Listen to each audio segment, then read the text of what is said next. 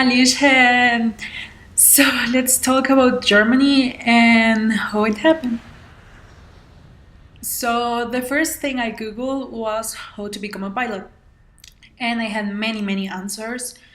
But then I had many more questions after reading all that. And the first thing I understood was that it wasn't going to be easy. That if I really wanted this, I will have to fight for it more than how many years is college? 4 or 5? Well, I had to fight for it more than that time. If I had the money, I could have done it really fast, like in 3 years ish. But when I say to my father, to my grandfather, I want to become a pilot, he thought it was one of those crazy ideas that I have because, to be honest, I was kind of a crazy kid and I always had crazy ideas. So I think he didn't take it so serious and he was like, okay. But he always supported me. The only thing was that he was not going to give me the money. And I thought, well, yep, I have to do it by myself because I am not having much support in here. So I was already in Germany. I was in Berlin, and if you have been in Berlin, you know Berlin is home. I don't know how to explain it, but it's not a beautiful city to be honest. It's like trashy, or not trashy, but like it's not, I don't know, it has itself kind of way. It's just Berlin. Berlin is Berlin. Berlin is home. Berlin is lovely. So I decided I wanted to live in Berlin because anyways I was 17. If I only needed 3 years to do my pilot school, it will be okay if I spend 1 year traveling or so. So I moved to Germany. And of course I thought I'm going to work, I'm going to see what do I do to have all this money to pay pilot training, and then I will become a pilot. It sounds really easy how I thought it, and I was 17, so yeah. So my new plan was to become a pilot in Germany. And then I started to Google, of course, everything in English because at the time I had no idea how to even say hello in German. And I found something called Lufthansa Pilot Training. How did I find Lufthansa Pilot Training? Well, when I realized pilot training was super expensive, I thought, well, there is like scholarships for everything, right? So there must be like a scholarship or something where they help you out and then you pay with work or something. So I googled about it and I found Lufthansa pilot training. There is also another training where they help you in the UK, in Holland, and in many other countries. But I was in Germany, and Germany was like my favorite country at the time. So when I saw the requirements, I realized it was a lot.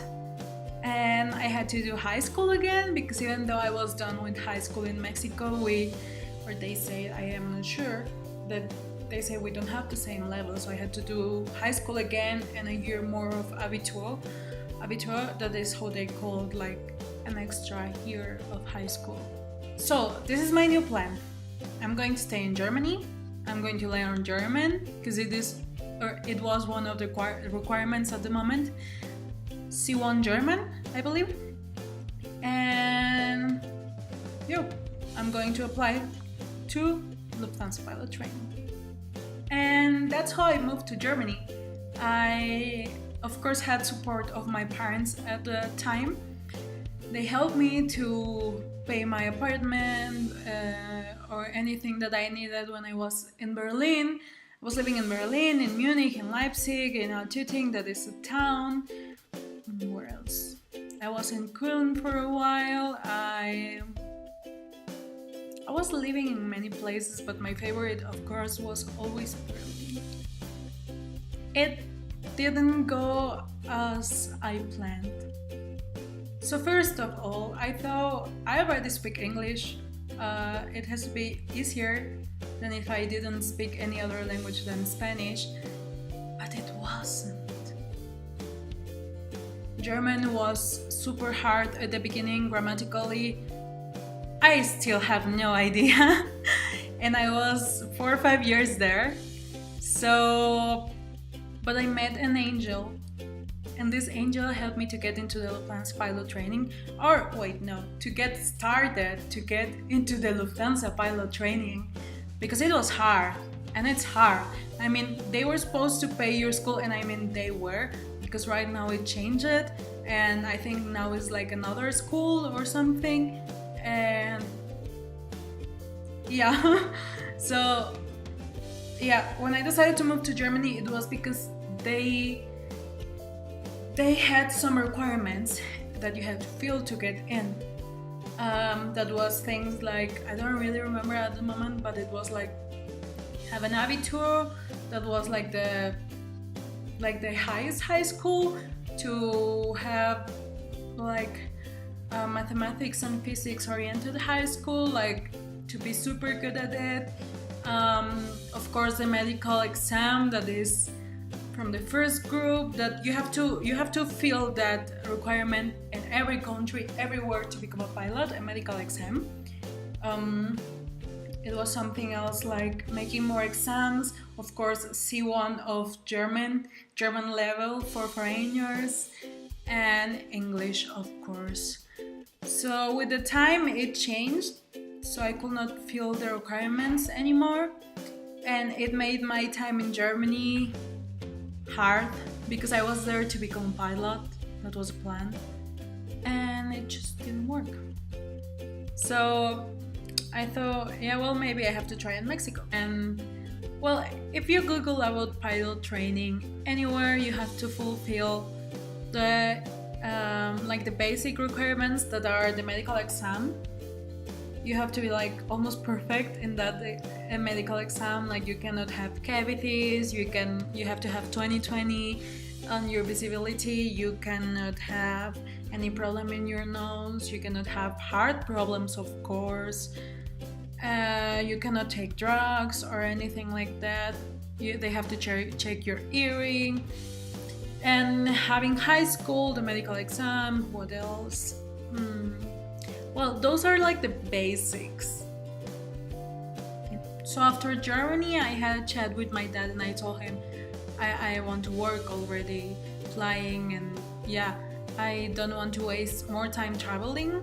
I mean, it wasn't a waste of time. I got to know the most of Europe and so, but I was ready to start to do what I want, because the only thing I wanted was to fly. So we made a deal. I should become a flight attendant and get the best grades, save a bit of money, and then he will help me to become a pilot. So after these years in Germany, I moved back to Mexico, and I went to this school that was like the school with the most important name in Mexico City for aviation, and I started to do a flight attendant course, and I got my flight attendant license with a really good grade, but I wasn't really into it. I realized being a flight attendant was not easy. I thought at the beginning it was just like serving coffee and being nice and some security, but not at all. My respect for flight attendants, they can save your life. And I realized I could not do that every day, work as a flight attendant, because I only wanted to be in the other seat with the best view. I really like machines. So when I finished my course, I had really good grades and the opportunity of having an interview with one airline as my other classmates, but I did not take it because it wasn't my thing. I was a flight attendant, I am a flight attendant, I still have the license, but I don't know. I was just not crazy about it. So I went to visit my mother. So I was in the States for a while, and I was living super near to an airport, and it was seeing every morning airplanes, and so I would even go for a run just to see airplanes. I was not the kind of person that goes for a run every morning before. So I was going for a run just to see airplanes, you know? And then I realized there was this small flight school really near there, and I started with the experience flight, and I was just crazy about it, man. It was like the greatest thing ever to be in the pilot seat and have the control when the instructor gave me the controls, and I was like, you know, like, oh, if I do it too much, we might go down. If I go too, how do you say? Yeah, if I pull too much the yoke, we may fall in a stall or something like that. So I was kind of scared, but I was just feeling like great. And I thought, maybe it's cheaper. I googled, it was cheaper in the US. So I was like, I'm doing this here now. I don't care how, I'm doing this now. And I started private pilot training in the US. But let's talk about it in another time, because after all this time in the States, that wasn't very long, I went back to Germany again, but before to Austria to live for a time, so there's much more. But let's see, we have some things clear already.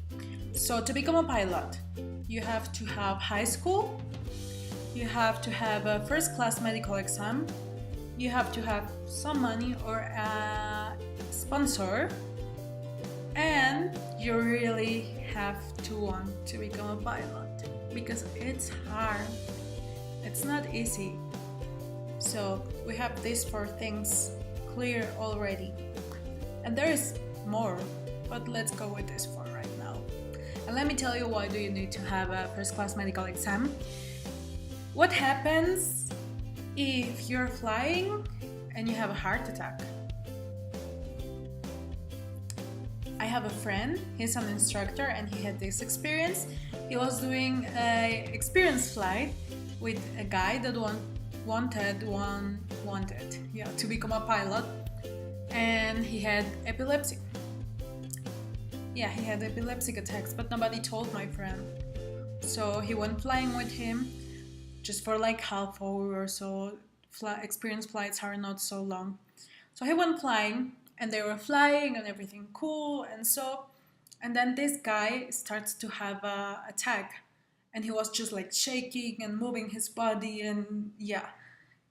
And they were flying in a Cessna. Cessnas are small airplanes, and it was super hard for my friend to get the control of the airplane back, because yeah, this guy was hitting and was doing all kinds of things, and he was hitting the pedals too, so the airplane was crazy. Everything was super crazy, and my friend is a really good pilot. My respect.